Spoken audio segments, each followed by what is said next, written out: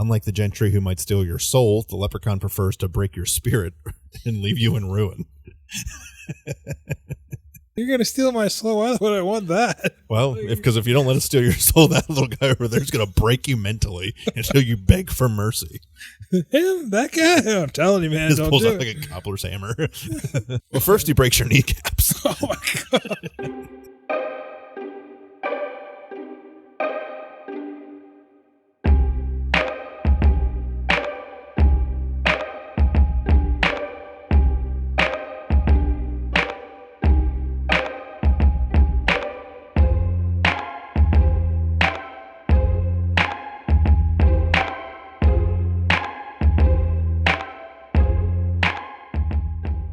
Welcome, everybody, to this week's episode of Shadows and Sightings, a paranormal comedy podcast where we talk about all things spooky. I'm Taylor. I'm Nick. And today we're...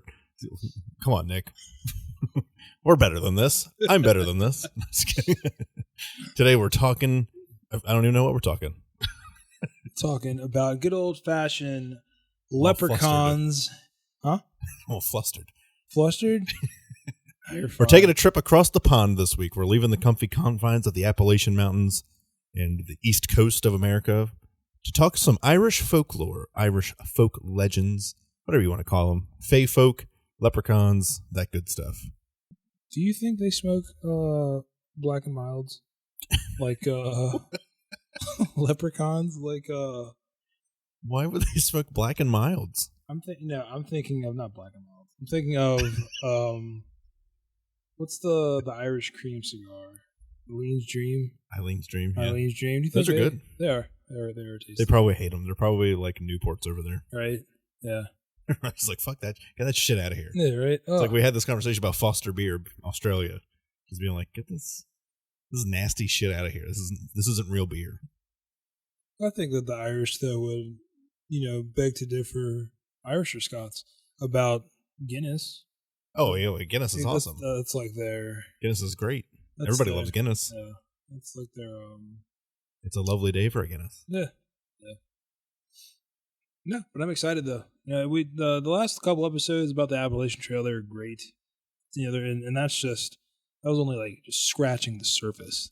There's much more that we could explore with the Appalachian Trail. So much more.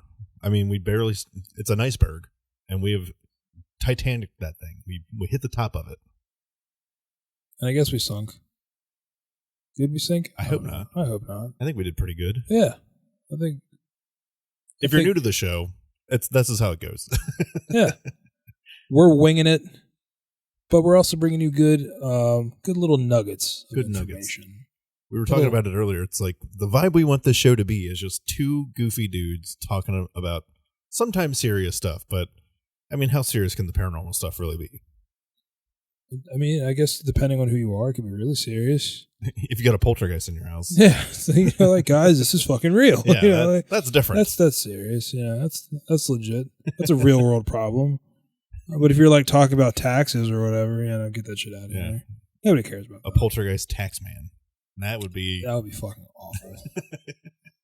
Don't forget tax day is coming up. No, all right, Carl. I know. He's got his little green visor. Yeah. That's all you see sitting at the table. Just floating. As he flips it. Just floating there. Yeah. So we'll kind of dive into it. Stick around for this episode.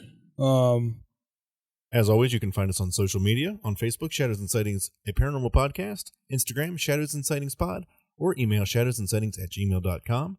Send us an email, send us a comment, send us a like, send us a whatever you're feeling, something paranormal related. Send us a topic you want us to talk about. Yeah. Send us one of your stories that you've had. Anything and everything. If you have paranormal photos, send that. Do you believe you caught a ghost on your ring cam? Do you believe you caught a photo of Bigfoot, like our friends over in Ohio and North Carolina at the moment? If you did, send it our way. We'll try to debunk it. Or prove it. Or both. We always look forward to hearing from you guys. We're really trying to boost our engagement, so leave us a 5-star review on whatever app you're listening to, Spotify, YouTube, Amazon Music, whatever. I don't know if you can do reviews on Amazon Music or not, but I'm sure you can. I'm pretty sure you can. I'm sure you can. I Why think not? Any of those platforms. And for all of you wondering, yes, we are still working on getting on Apple Music, but it's like talking to a wall at this point. So who knows? Here we are, 50 episodes in, and Apple still won't return our calls. Thanks a lot. I don't even know who's Thanks a lot, Jobs. I don't even know who the current CEO of Apple is. I will before I die. Before this podcast is over, we will get on Apple Music. On Apple Podcast. That's our 300th episode. It's our last episode. It's just like finally. They finally returned the email. I'm like, oh yeah, why didn't you guys say so sooner? Yeah.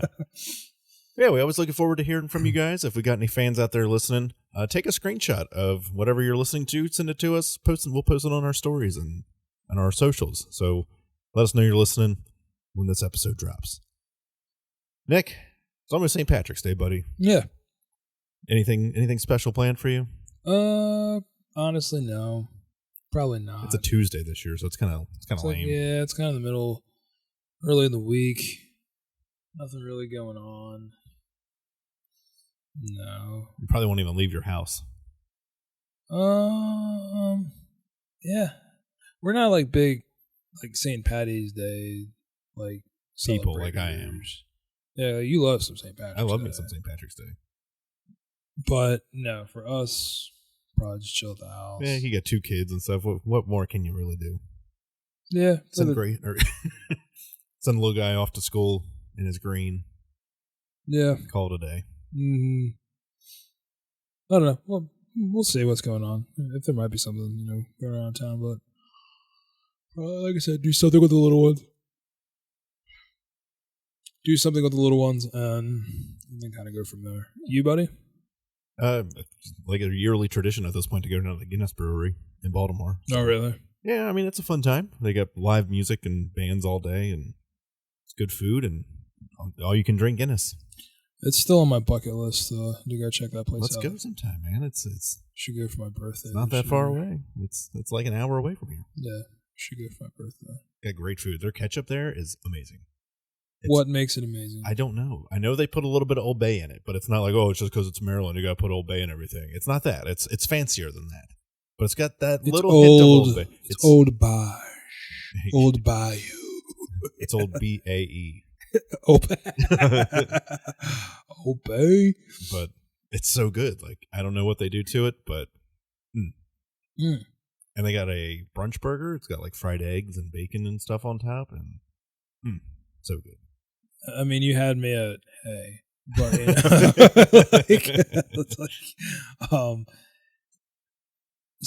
speaking of Old Bay, have you had the Old Bay goldfish? I did. I finally found a bag the other week at Giant. They had them at Target yesterday. Yeah, well, every time I go, like one time I went to Target and I seen a lady with 20 bags of them in her cart. I was like, oh, shit. Oh, one of those. Maybe not 20 bags. Maybe I'm exaggerating. But she had a lot of bags in her cart. Sure. I was like, oh, shit, they've got Old Bay goldfish here somewhere. And, of course, I go to the goldfish, and there's every single other flavor. And then the one row where they were all gone. I was like, that bitch took every last bag. But I finally got some, and, yeah, they're fantastic. They're amazing. They're delish. They're quite good. But, yeah, no, definitely the Guinness Brewery. On my bucket list of places to check out. I want to try, I don't think I've had it yet, but the Guinness Blonde. Oh, yeah. The Baltimore Blonde. Yeah. That's good stuff. Oh, it looks tasty. It's good stuff. They got so many good, they've got St. Patrick's Day special release beers. So, like right now, they've got a Clover Honey Ale, which is really good. And they've also got an Irish Breakfast Tea Amber. And it tastes like just a nice morning cup of black tea. Are you able to go and buy them by the case? Yeah, I'll get you some. Surprise me. I'll get you some. I like the Tea Amber the most. That one's incredible. Me. I'll get you some. I will trust your judgment. Just surprise me for what it is. Like, oh yeah. Yeah, I'll get you some. We'll hook you up. Oh, yeah. We'll toast one for next week. Oh yeah. I'm still on that garage beer kick. Shouts out to Garage Beer. If anybody at Garage Beer is listening to this episode, we're still looking for sponsors. Yeah. Well, hey man, we will record this podcast in our garage. We will proudly sponsor your beer because it's good. It's really good. My coworker was like, apparently Bush released the series Bush Apple, and he was like, "It's the best beer he's ever had." Bush Apple's been around for a while. Yeah, well, he said it came out like in 2020 or something like that. Yeah. But it was like a limited release, and people were like going nuts for it. And then they stopped it for a couple of years, and then they just re-released it like last year or something that. And then they also came out with like a Bush Peach. Did they do a peach? I know they did. It was like a summertime lemonade or lemon shandy Bush or something like that, and everybody lost their minds over that too. It just goes to show that as much as rednecks like beer, they want a little flavor in there, because the only people that drink Bush are rednecks. But I was going to say, I don't think I've ever had a Bush beer. It's fine.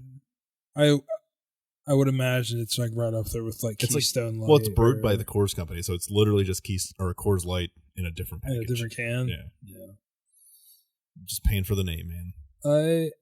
Big breweries, man. They get you. I still like, they come in the little grenade bottles. Banquet.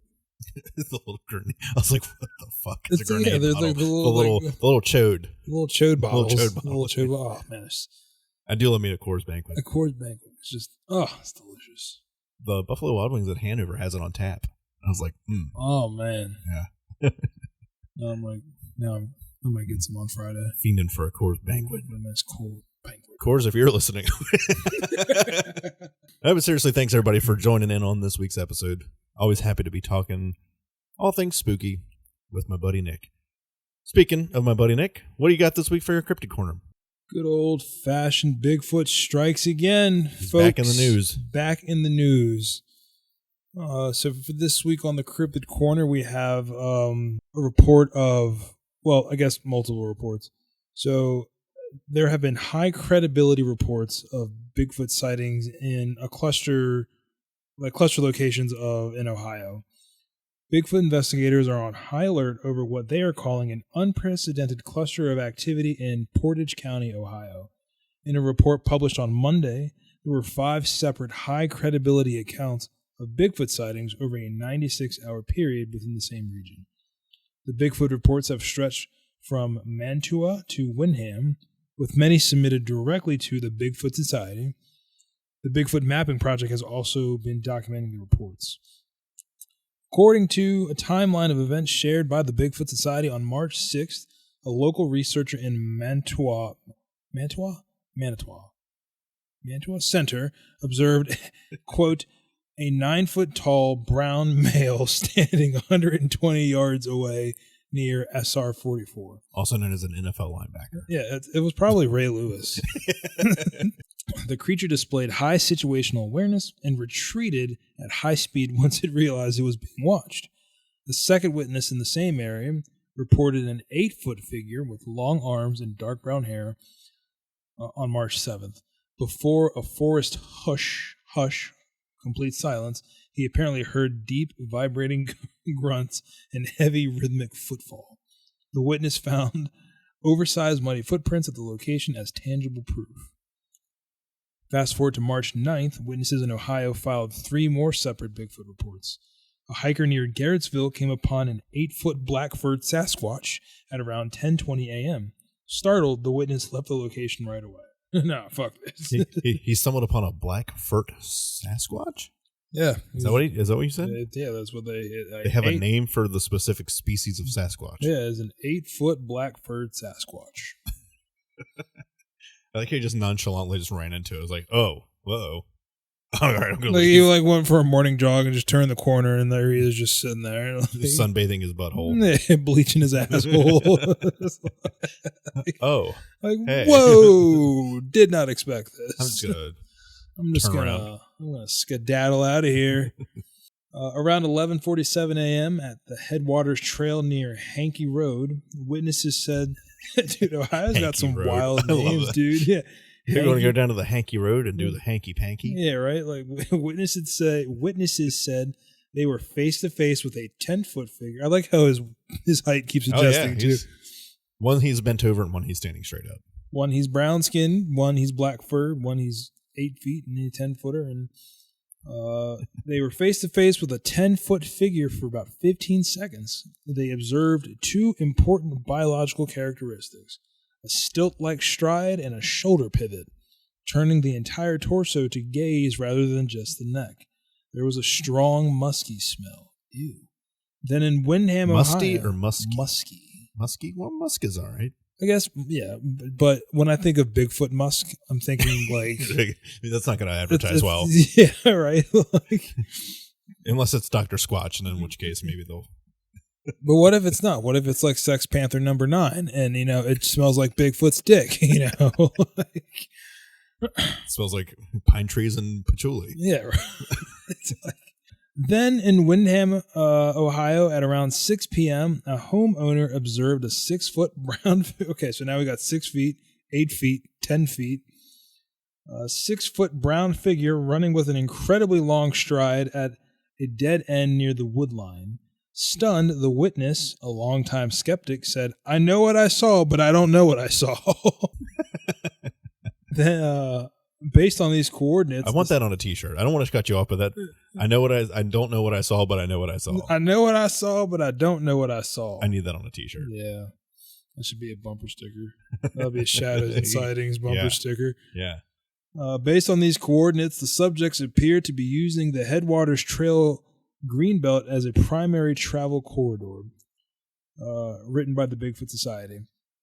The variation in height, 6 to 10 feet, and color, brown to black, suggests we are not tracking a single individual, but potentially a family group or multiple subjects migrating eastward. The old Foot family. Oh, yeah. Bigfoot sightings. On Tuesday, the Bigfoot Society wrote on X, "The Portage County surge has officially crossed the county line. At 4 a.m. this morning, we received our 6th high-credibility report in just 4 days. The activity has now moved into Newton Township, just outside of Newton Falls." Shout-outs to Newton Falls. During this encounter, when a homeowner let their German Shepherd out on a chain, the dog instantly launched itself into a high-aggression lunge towards the wood line. That is when a huge black shadow, believed to be 8 to 10 feet tall, crashed through the undergrowth, according to the witness. The witness was clear that it was way bigger than a bear. The German Shepherd reportedly was trembling with fear once it was safely back inside the home. Despite all of the Bigfoot sightings in the area, the Canton Repository reports that at their request, the Village of Manitow's Police Department contacted the Portage County Sheriff's Office. After reviewing the files on March 6th and 7th, they found nothing mentioning Sasquatch or Bigfoot. Yeah, so I don't know. There's a little uptick in Bigfoot sightings. I'd say. Yeah, I mean, it's interesting. I'm curious to see, like, if we check back on these reports in like a week or so, if there's like any new developments or anything like that. Or like there's been more sightings, or something like that. Some evidence. Yeah, right. Tap into that Bigfoot Society page and right. See what they got going on. But yeah, that's also happening down in North Carolina too. Reports from early March show a massive spike in Bigfoot-related tourism in Littleton, North Carolina, just south of the Virginia border. Thermal imaging photo captured by local researchers are currently being displayed at a local museum there, drawing hundreds of squatchers to the area this week. And I looked at the thermal images that they provided, and me and Nick both kind of agreed that this is a picture of Bigfoot bending over, twerking, shaking that ass in a circle. It's just like... It looks, I mean, like it kind of looks like it could be a bear that just got caught at the wrong angle, but it could be, I guess. I don't know. If you guys look at the photo, you'll see what we're talking about. Yeah. The thermal captures show a large heat-emitting mass estimated to be around 7 to 8 feet tall, moving through dense brush in the Medoc Mountain State Park area. And what makes this particular case interesting is the bipedal stride captured in the sequence. Local researchers are pointing to the heat signature's consistency, noting that it doesn't match the typical profile of a black bear, which is the common skeptical explanation for sightings in that region. But again, when I looked at the picture, it kind of looks like it could be a black bear. Just saying. But since it's a thermal image, that's kind of interesting. I will say, like, the back legs do look a little bit thinner than what a black bear could possibly be. But that to me looks like something's bending over to pick something up. And Bigfoot dropped his monocle on the ground. Probably. Because he's a gentleman. Yeah. He's a he means business. He's going out and he's doing things. He's always ready for business. Oh, I'm sure. He's got a whole brand to look after. Dr. Squad. Jack Winks. He's a business owner and he's a medical professional. Professional jerky maker, all kinds of stuff. Right? #1 world champion in hide and seek. Like, dude's a living legend. Yeah, he's got a lot going on. He's an entrepreneur. He is. As it were. He's got a whole line of, well, maybe his cousin, I guess, has a whole line of drinkware, coolers. Oh, Yeti. Growlers, Yeti. Even has his own version of, I think, the Ford Bronco. He's partnered up with them.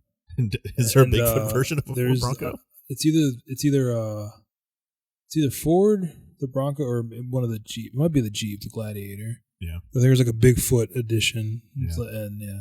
Well, hey, these Bigfoot sightings will make. I had a poll up on the Facebook the other day about which cryptid you wish would be proven to be real. So our buddies Johnny Kaufman and Aaron Finneyfrock out there were really hoping for Bigfoot. So if you guys are listening, check it out. Your wish may be coming true. He's out there. We should definitely check back in a week and see, like, if there's see where we're at. Any more sightings. Yeah. He's an invasion of Bigfoot. That'd be cool. I'd like that. I don't know if I would like it. Oh, I love it. I mean, if they're, nice. Yeah, I'm sure. Just trying to, like, apply for a job. Could you imagine, like, interviewing Bigfoot? I could imagine it. I wouldn't want to do it, but I can imagine it. Well, he's probably not violent. Maybe he's just probably tall and awkward, and he's like. I imagine Bigfoot is in that. If you ever watch The Big Bang Theory, the guy that plays Bert, he's in so many things, but I don't know his actual name. I don't remember him in the middle. You probably just don't notice him. That's what I'm talking about. He's big and gangly and kind of dopey. He's one of those. He's one of those guys where it's yeah, okay. You see him everywhere, but you just like don't know his name, kind of thing. Exactly. But yeah, let us know what you find. Please report your encounters to Bigfoot to us. We are the middleman. We'll take it to the Bigfoot Society. We'll let the Bigfoot Society know. Yeah. Get you in contact with them. Where were you going with the Bigfoot being interviewed bit? Oh no, I'm just saying, like, that'd be great. Just imagine. Number one, like, you can't make that story up, right? Like, imagine that you're it's like, it would have to be something really comical where it's just, you can't imagine Bigfoot being, like that job. Like, oh, okay. Like guidance counselor? Yeah, I was thinking more like news anchor? Insurance salesman. Okay, I could see Bigfoot being an insurance salesman. Like, it's just like, I'm thinking something that's very in the public eye. Well, okay, like the opposite of what he truly like. Yeah, like it's weatherman. Like he's a public relations person for HR, whatever. Yeah, just it'd be like fun. You see him commuting in his little Fiat every day. Oh, that'd be comical. The like a little smart car. Yeah. His like head sticking out through the roof. Right, like, had to chop the top off. Because he's 9-10 feet tall, sometimes 12 feet tall. Yeah. It's that'd be great. I would really like for him to be what if he's like a tailor? Like when you go to Men's Warehouse and they fit you for the suits. But his suits never fit. It's never the same because his height changes every like day he walks in. It's never the same. There's no consistency. Good old Bigfoot. Yeah, he's kind of become like a cultural icon. Oh, for sure. In U.S. culture. And I wonder, like, there's other instances of Bigfoot around the world, like the Yeti and things like that, the Yowie in Australia, but is it the same as in the United States? Like, is his impact just as big elsewhere? That's something we should look into. Like, if I go to London and I talk about Bigfoot, are people going to be like, "Oh, you crazy American," or be like, "Oh yeah, Bigfoot"? Like, he's kind of a big deal, Like that would be interesting. We should definitely look into that. We could, if you are new to the show again, we did a Bigfoot episode, so go back and check that out if you're interested in us talking more about Bigfoot. But we can definitely do a Bigfoot part 2. Yeah, that'd be cool. See his cultural impact around the world, not just in the United States. That would be interesting. It'd be cool to look into. But speaking of around the world and not in the United States, today the topic: Irish Fae and fairy folk, and a little bit of leprechaun too. I know they're different things, but they kind of but they're related. Yeah, sort of. Almost specifically related to each other. Yeah. So, Nick, you kind of brought this topic up last week when we were deciding what we were going to do. So you brought up the Fae folk. What made you think about this topic? What did you know about the Fae folk before we start digging into the stuff that we've researched? If we go down my rabbit hole brain and train of thought, I was thinking I was hungry, and then I was thinking about Lucky Charms, a beer, and I was thinking about Guinness, and then Guinness reminded me of St. Patrick's Day coming up, and then I was thinking like, ooh, the Fae Realm, Leprechauns. It'd be kind of cool to do an episode on that. I know a lot of you are probably thinking like, what? That's it. That's as deep as that thought goes. If you knew Nick, like, yeah, that's how it goes. That's how it goes. Like, no, but in all seriousness, I've always been a big fan of the idea of like parallel universes, alternate dimensions, and the Fae Realm kind of is like an early account of, you know, a realm being, you know, outside of our realm of what we can perceive. So this other dimension, you know, there's tales of people way back in the day. They, you know, they find it's almost like a rupture in reality. It's like a portal, like kind of like a rip, and they like walk into it, yeah, and it like transports them to this Fae realm. And if you watched Avengers Endgame, when they all shrink down into micro size and travel through what the fuck is it called? Ant-Man sized portals, so they can all time travel. Yeah. Like that. Or if you are a fan of not the Mighty Nine, what's the other one? If you watch Vox Machina, there is an episode where they actually go to the Fae realm. They're trying to find this other place, and to get to that place, they have to go through the Fae realm. And classic. And it's just one of those things where, like, nothing makes sense if you remember SpongeBob from back in the day, and they go to rock bottom. That was like going into the Fae realm. You know, it just doesn't make sense there. Rules don't apply. Time doesn't exist. Yeah, it's just there's some weird shit.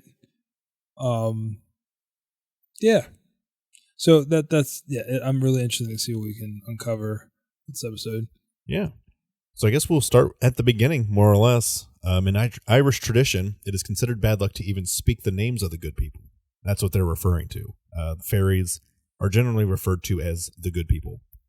They weren't considered cute, and they were considered powerful, territorial, and easily offended. So you'll rarely hear a local Irish person call them fairies. To do so is considered crass, or worse, an invitation for trouble. Instead, they are referred to by euphemisms like the good people, the gentry, or the others. This isn't because they are particularly good, it's because people are terrified of offending them. It's a form of linguistic self-defense. So according to the most popular lore, the good people are the Tuatha De Danann, the people of the goddess Danu. They were a race of godlike, magically gifted beings who ruled Ireland long ago. When the Milesians, the ancestors of modern humans, invaded, the Tuatha De Danann lost the war. As part of the peace treaty, they agreed to live underground, and they retreated into the ancient burial mounds and hills, effectively becoming the hidden people of the landscape. Some things to note is that the good people are not like Tinkerbell. They are human-sized or larger, ethereal, and operate on a moral compass that humans often find incomprehensible. They live in fairy forts. Cutting down a lone white thorn tree or building over a fairy path is considered a recipe for disaster, ranging from bad luck to mysterious illnesses. If you are kind to them, leaving out a bowl of milk or some butter, they might help you. If you are rude or greedy, they are known to be vengeful. And a night spent dancing in the fairy mound might result in you emerging to find that 100 years have passed in the human world. I think that was like the most terrifying thing about the Fae Realm is that aspect of it. Or if you go in, you're not coming out for, like, you're there for a night, but it's actually been 100 years. Yeah, I've heard different versions of it. You know, you go in there for a day or two, or like even a couple hours, and you come back and like 300 years have passed in your own time. Yeah, there's actually a story about that I'll get to here in a second. Okay, time doesn't operate the same way that it does in our reality, right? With the Fae Realm. But to kind of piggyback off of what you're talking about, you know, and kind of giving more info on like what the Fae look like. Like you mentioned, they're not Tinkerbell. They don't, you know, that's just been all Disney-fied. They're typically in folklore, the Fae can appear in many forms. Sometimes they appear as like human-like nobility, so almost like a king or a queen. Yeah, like they're like a high-ranking kind of individual. Some fae appear as extremely beautiful humans. Traits often describing them are pale glowing skin, unnaturally bright eyes, slightly pointed ears, elegant clothing, and an almost hypnotic charisma. In some cases, they can also be shapeshifters. Many fae can transform into animals, deer, ravens, foxes, shadows, lights, and mist. There is even an instance or characteristics of glamour. Fae are said to use glamour, a magical illusion that hides their true form. Someone might see a beautiful palace when it's actually a crumbling mound. I would like for somebody to describe me as hypnotically charming, though.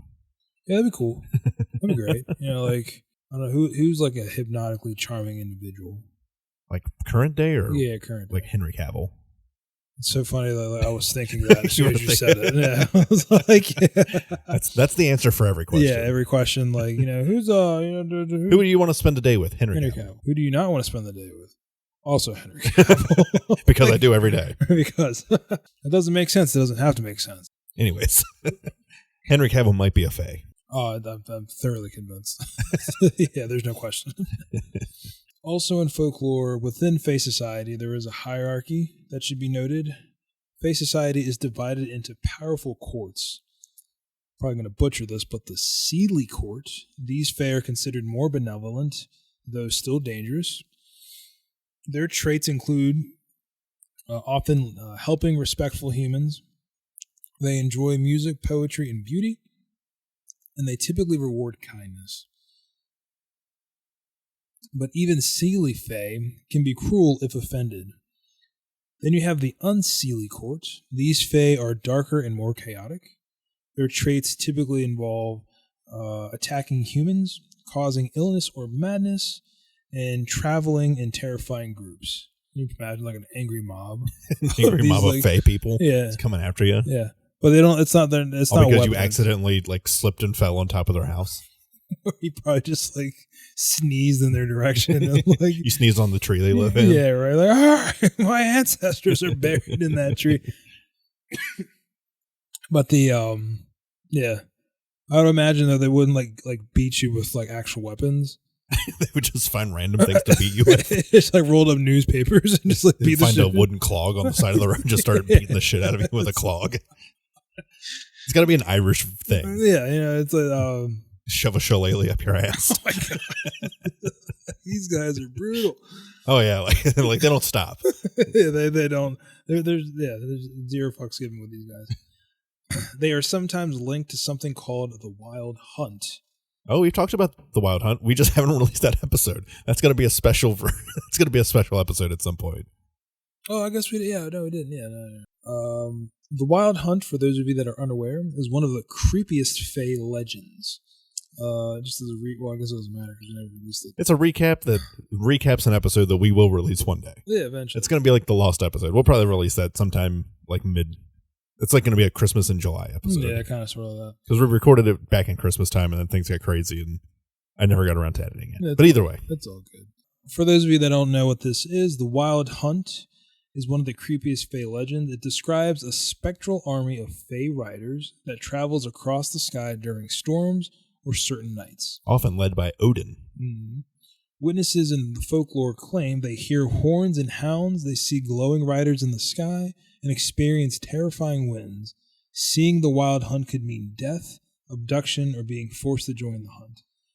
Wasn't it like a what's the term? Harbinger? Harbinger of doom or whatever? Kind of. Yeah, that's what. Like if you seen the hunt or heard the hunt coming, you were supposed to just drop down, hide your face, roll off the road, whatever. Just like don't look at it. Yeah. Or else you might become part of it. No. The most feared aspect of the good people is their tendency to steal beautiful things. So this often meant healthy human infants or young brides. They would leave behind a changeling, an ancient sickly fairy disguised as the stolen person, or the signs that a changeling had stolen your bride or your baby. A baby that suddenly becomes irritable, stops growing, or displays unnatural wisdom was often suspected of being a changeling. I need to know what unnatural wisdom for a baby is. Hey guys, I don't want to freak you out, but that baby over there is unnaturally wise. He just changed my flat tire. Well, what do you mean? Yeah, well, I've been looking for a tax specialist. I knew you were going to go taxes. I knew it. And he's actually gotten me. He gave me a $6,000 refund this year, and I never even knew that was possible. Yeah, a little freaked out, kind of weirded out, but considering he's 11 months old. Yeah, it's like I don't think that's normal. Even today, modern construction projects in Ireland are occasionally diverted or halted to avoid destroying a fairy thorn tree, as few locals are willing to risk the bad luck that comes with uprooting one. And like you said, you had some things to stay on their good side or to help keep them at bay. Yeah. So one of the things, or I guess, weaknesses and protections against the Fae. So humans historically believed that certain things could protect them from the Fae. Common protections include iron. Fae are said to fear or be harmed by iron. That's why iron horseshoes were placed above doors. Oh. Salt is believed to disrupt magical energy. Bread, in some traditions say offering bread can appease the Fae. Turning clothes inside out. In some folklore, doing this breaks Fae illusions. Another thing to note with the Fae is the concept of missing time.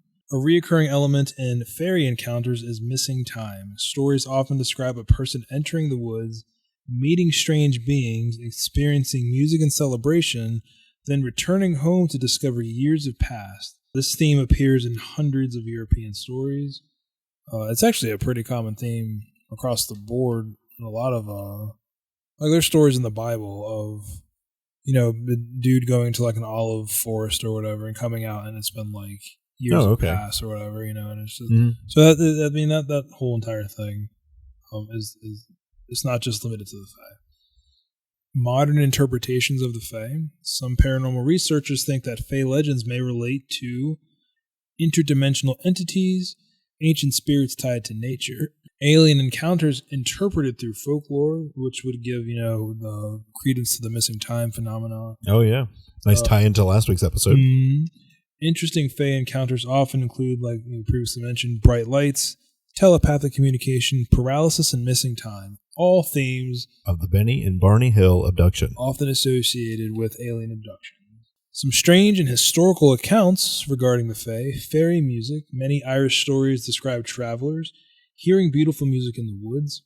When they follow it, they encounter the Fae, but returning home often reveals years have passed.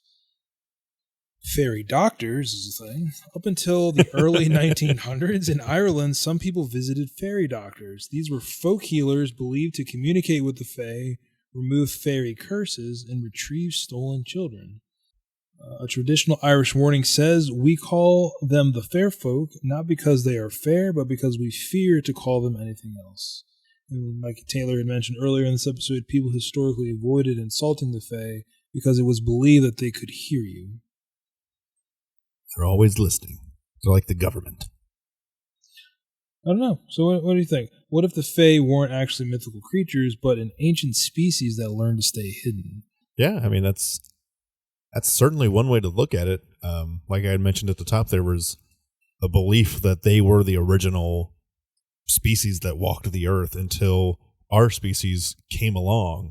And, of course, us being the naturally superior beings beat their asses in a war. And made them live underground, which kind of confuses me because how did we win? They've got all these special powers, and somehow we managed to win.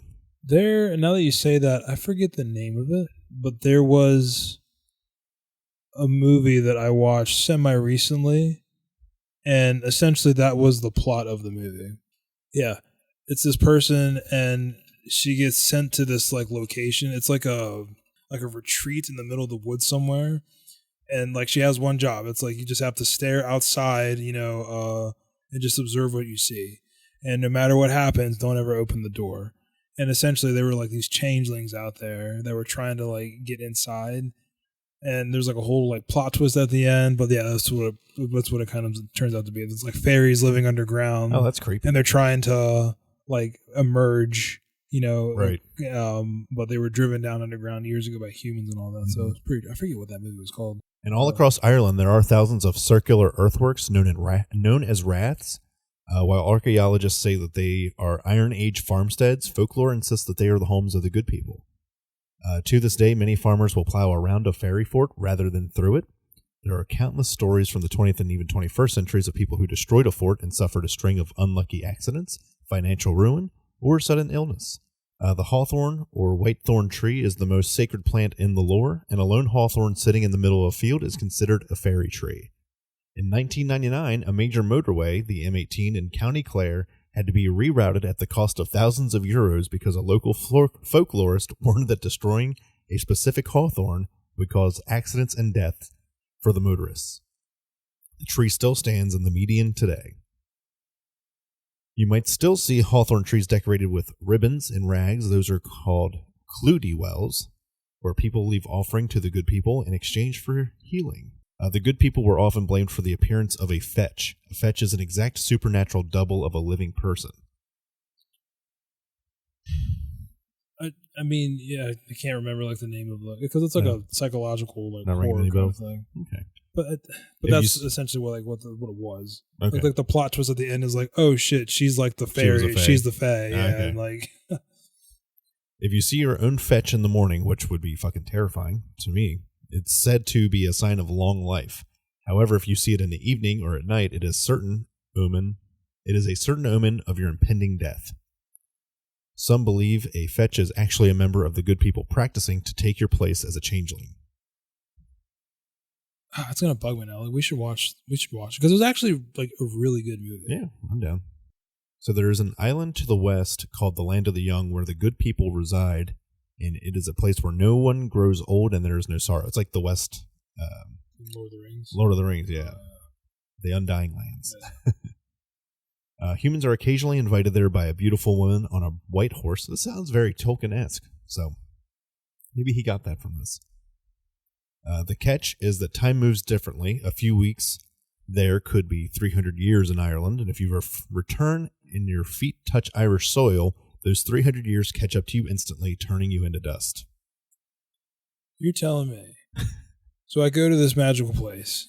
I retain my youth, but if I go camping and I go out to pee, and a speck of dirt lands on my junk, I instantly just get evaporated. Well, it didn't say junk. I don't know if you can touch the soil with your dick and you'll be fine. It said when your feet touch. Okay. You return and your feet touch Irish soil. So I don't know if the rest of you can touch it, just not your feet. So by all means, go fuck some Irish soil when you get back. Well, no one said anything about fucking Irish soil. I'm just saying. Like, splash damage, you know. It's like...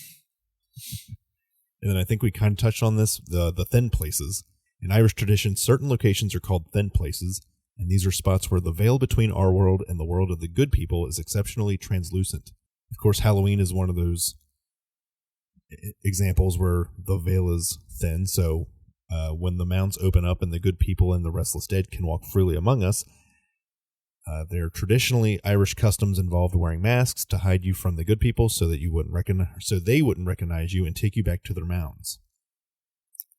A specific story of a thin place is the legend of the Piper Gentry. This isn't a story of a monster, but an unsettling, cold logic of the good people. So there once was a famous piper named Tadig who was walking home through the hills of County Kerry after a wedding. It was a moonlit night, and as he passed an ancient rath, the air suddenly grew heavy and the wind died down. From inside the mound, he heard a melody more beautiful and complex than anything he had ever played. Compelled by a strange trance, Tadig didn't run, he walked towards the center of the fort. The side of the hill seemed to peel back like a heavy curtain. Inside was a hall lit by thousands of tiny flickering candles that smelled of honey and ozone. I don't know what the fuck that's supposed to smell like. Right. Hundreds of tall, pale figures, the gentry, were dancing in silence. They were dressed in shimmering silks that shifted colors like oil on water. The king of the gentry beckoned Tadig forward. "Play for us," the king commanded, his voice sounding like dry leaves skittering on stone. "If you play well, you shall have a gift. If you play poorly, you stay." Tadig played for what felt like hours. He played reels that made the gentry leap like flames and laments that made the stone walls weep. When he finally stopped, his fingers were bleeding, but the king smiled. "You have entertained the court," the king said. "Go now and take this with you. You shall never hit a false note again. But remember, music borrowed is music owed."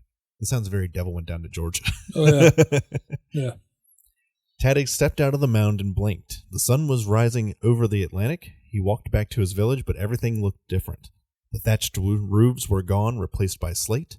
The faces in the street were strangers. He found an old man sitting by a stone wall and asked for his family. The old man looked at him with terror. Tadig the Piper? My grandfather told stories of him.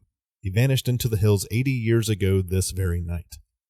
Tadig looked at his hands. They were no longer the hands of a young man. They were withered and gray.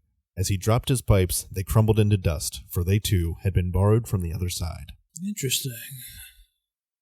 Like, as terrifying as that is, it's still such a cool story. Yeah. Like, just like the concept of it, And like no fault of his own. Like it's true. It's a very cold logic that the good people have. Well, the Greek, it's like they invited him in to come play for them, and then they're like, well, get fucked. Oh yeah, well, and that's not uncommon. Like that's right. The Greek mythology is the same way. It's never there's no place in Greek mythology where the humans are like their misfortune is like their fault essentially. Mm-hmm. It's if you offend the gods in any way, it doesn't matter if you're at fault or not. This is the consequence of it. Like and they're petty too.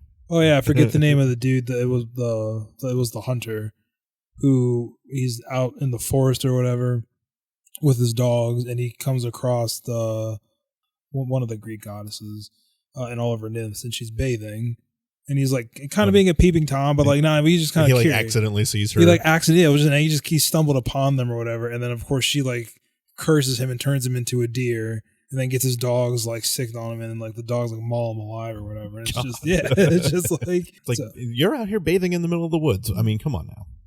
I mean the whole theme behind that, and the kind of what is don't be a peeping tom. Yeah, right. No, it's I think the bigger overarching picture is that the wild is a big and unknown, scary place. Oh yeah.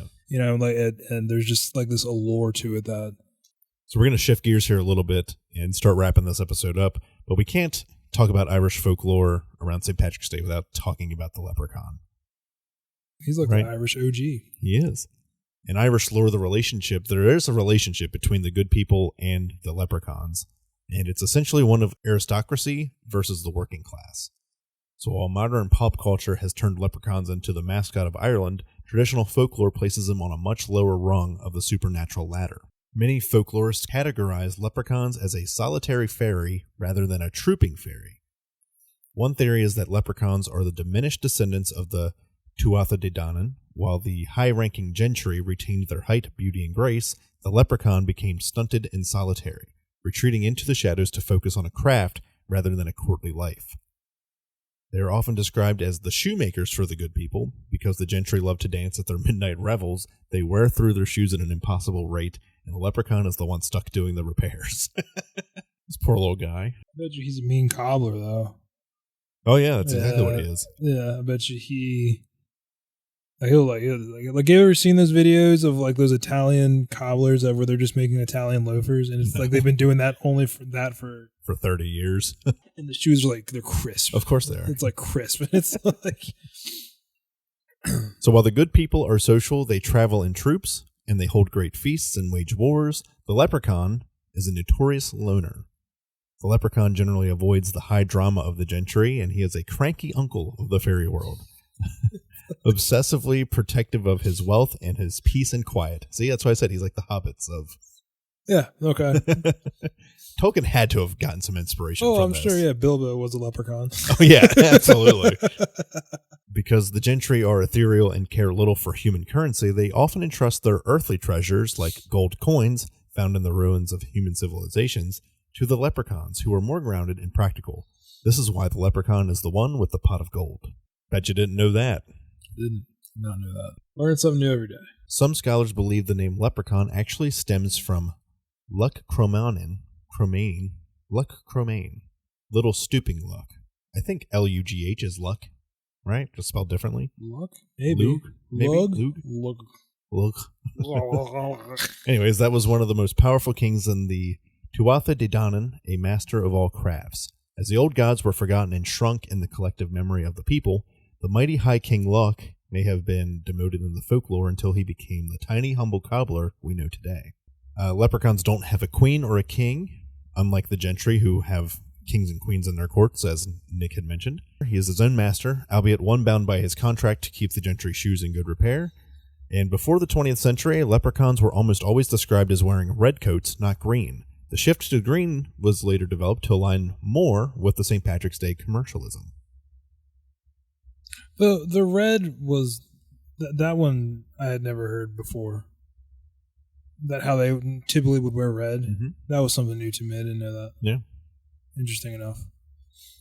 The older stories don't focus on luck. They focus on the leprechaun's ability to manipulate human greed to disastrous ends. Unlike the gentry who might steal your soul, the leprechaun prefers to break your spirit and leave you in ruin.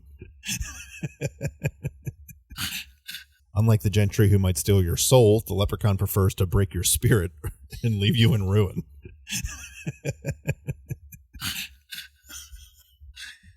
These are the little fucked up bastards. Yeah, it's like, you're going to steal my soul. Why the fuck would I want that? Well, because if you don't let us steal your soul, that little guy over there is going to break you mentally until you beg for mercy.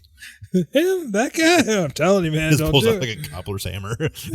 Well, first he breaks your kneecaps. Oh, my God. These are the little fucked up bastards. Yeah, it's like, you're going to steal my soul. Why the fuck would I want that? Well, because if you don't let us steal your soul, that little guy over there is going to break you mentally until you beg for mercy. Him? That guy? I'm telling you, man. Just don't pulls do out it. like a cobbler's hammer.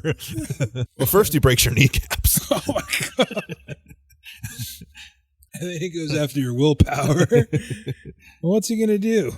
I mean, the last guy, he just pulled up a chair, sat him down, and just turned on infomercials for 5 hours straight. Oh, that's not that bad. They were all CVC commercials. Oh, my God. No! One of the most famous tales involves a farmer who actually managed to capture a leprechaun. Holding the creature tight, he forced him to reveal the location of his gold, buried under a specific thistle in a massive field.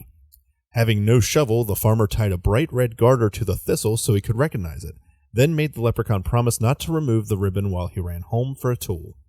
The leprechaun kept his word. He didn't touch the red ribbon, but when the farmer returned minutes later, he found that every single one of the thousands of thistles in the field now had an identical red garter tied to it. The farmer spent the rest of his life digging up the entire field, eventually dying in poverty and madness, never finding a single coin.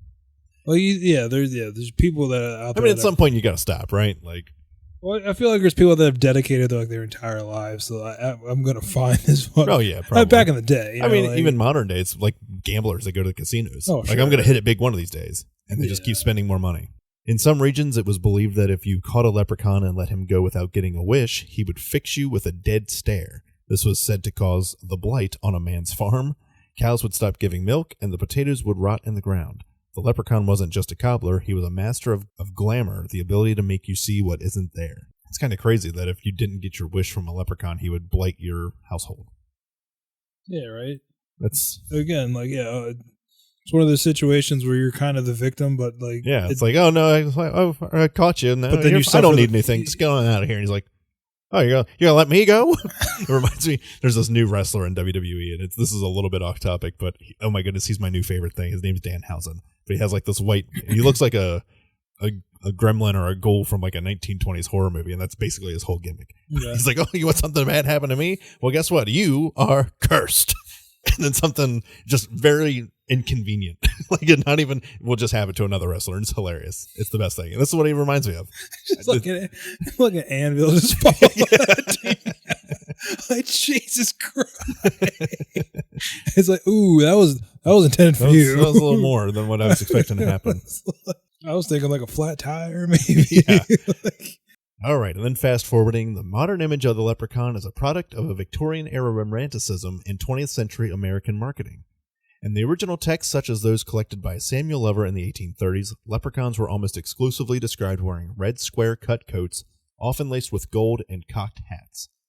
Red was the color of solitary fairies, like the banshee or the leprechaun, while green was traditionally reserved for the trooping fairies or the gentry. As St. Patrick's Day became a global celebration of Irish identity in the late 19th and early 20th centuries, Ireland became synonymous with the Emerald Isle. The leprechaun was forcibly redressed in green to match the nationalistic branding of the holiday. Forcibly redressed. Where are you going in that? In the old stories, leprechauns were often described as shriveled, withered, and unpleasant to look upon. Like my scrotum. Oh my God. Appearing more like ancient, grumpy old men than magical imps. Also my scrotum. In 1959, the film Darby O'Gill and the Little People played a massive role in codifying the leprechaun for a global audience. It turned the terrifying, unpredictable nature of the good people into a whimsical, family-friendly adventure. Have you seen that movie? I have not. It is so awful. I'm sure it is. 1959 Disney was not a good time. It is like, imagine like the Oompa Loompas, but just mischievous. Many old storytellers believed that the leprechaun had a cousin or a secret nighttime identity called Chloricon. Maybe it's Chloricon. While the leprechaun worked during the day, the Chloricon spent his nights in people's wine cellars. If a homeowner was kind, the Chloricon would protect the house from thieves, but if the homeowner was rude, the Chloricon would spoil all the wine, terrify the livestock, and ride the family dog through the house until the poor animal dropped from exhaustion. I just want you to know, Frank, I teabagged every single one of your wine bottles. Just whole nutsack just ruined. And that dog rode him all night. Oh. No, not like that. Wait, not like that. Jesus Christ, that came out wrong. So originally, the leprechaun's shoemaking was a sign of his industrious, solitary nature, but by the time St. Patrick's Day parades became a staple in New York and Boston, he had been stripped of his craft and turned into a mascot for luck. This replaced the Irish theme of cleverness and survival with the more American concept of random fortune. So there you go. That's a brief history of the leprechaun. I had no idea. I think my favorite pop culture reference of the leprechaun are the Lucky Charms. Well, yeah, I mean the 1980s, the cheesy movies. horror movies, Yeah. the leprechaun. Oh my Leprechauns gosh. on the hood. And I like the one where he goes to space. Leprechauns in space. There's the one scene that just sticks out to me. It's so freaking funny. There's this like scientist, you know the character in like all the movies. It's kind of like the pushover, and it's just being bullied by these villains. And like, I'm going to use you to get what I want. And the guy just like doesn't have any balls to stand up for himself, so he kind of just goes along. He's like the pushover. Mm-hmm. It was like that character in that movie. And once the leprechaun no longer has a use for him, he like kills him. Mm-hmm. But the way that he does it is there's like this metal. It almost looks like a pizza tray. That had like a bunch of beakers and stuff on it. He like pretty much like does some magical like mojo and just throws this like freaking metal platter at him and just like hits his face up against the wall, and his face is literally like pancaked. And it's just like this horribly claymation, like it just his face is like flattened like a pancake and just falls over. I was like, oh my God, that's good stuff. That was the first time I'd seen like an 80s horror movie, and I was like, is this supposed to be scary? This is more comical than anything. That's the beauty of those old horror movies. Like the things that were scary back then are just hilarious now. Yeah. But I think that'll put a bow on this episode of our little dive into Irish folklore and Fae legend. So, Nick, what did you learn? Anything good? Any new takes? Anything you're coming out this episode taking with you? Just more knowledge on the Fae realm and the Fae. Like I've always, that topic alone has always interested me, and just doing the research on it. Like I want to find the Fae realm. I want to locate it. Yeah. I want to like look inside, but I don't want to go inside it. Like I'll take binoculars just to see. I'm a passerby, but I don't actually want to go in there. So because I'm not. Do you want all the reward with none of the risk? Yeah. I mean, like maybe stick like my hand in there. Would you rather find the gentry, or a leprechaun? Probably the gentry. So you would rather have your soul snatched than have your spirit broken and your house left in ruin? Yeah, I'm not too down for the leprechaun because like it like the leprechaun encounter literally is probably not literally, but like death by 1,000 cuts, where it'll just be like little things where he just like irks you. Yeah. What I found out, it's like you always think when you see a rainbow, you find a leprechaun and a pile of gold at the end of the rainbow, blah, blah, blah, that old stereotype. But researching it, it's like if you find a leprechaun, there's no benefits. There's nothing good comes from it. Like, there's no point in finding a leprechaun. Like, you want to avoid them. Because like your life kind of just goes to shit once you kind of like encounter one. It's like, I know, like, if you catch one and let it go, like the whole thing, if you don't ask for your wish. But if you do ask for a wish, I bet it's a very monkey's paw ass wish. Oh, for sure. Like, he's going to fuck you over somehow. Oh, yeah. It's like, I wish I had $1,000. You know, like so they give you 1,000 horny deer. Horny deer. Yeah, exactly. It's just like shit like that. Yeah. That was good stuff, though. That was a fun research. Especially with the time, with the weather changing, and we're going into St. Patty's Day. When is that? Next week? Next Tuesday. March 17th. Nice. Yeah. Nice. So if you're celebrating St. Patrick's Day out and about, be safe, be responsible. I know the weekend will probably be crazy. Tuesday, St. Patrick's Day itself might not be too bad, but just be safe. Don't drive drunk. Don't go home and you shouldn't. That kind of thing. You don't need to hear it from us. I'm sure you guys are all responsible out there, but whatever you do to celebrate St. Patrick's Day, we hope that it's fun, safe, and you stay a little bit spooky knowing what you know now about the Fae Realm and the Leprechauns. So with that being said, don't forget to follow us on our social medias, Facebook, Shadows and Sightings Paranormal Podcast, Instagram, Shadows and Sightings Pod, and send us an email, shadowsandsightings@gmail.com. Thank you guys for listening to this episode, and we'll see you all next time when we talk about all things spooky.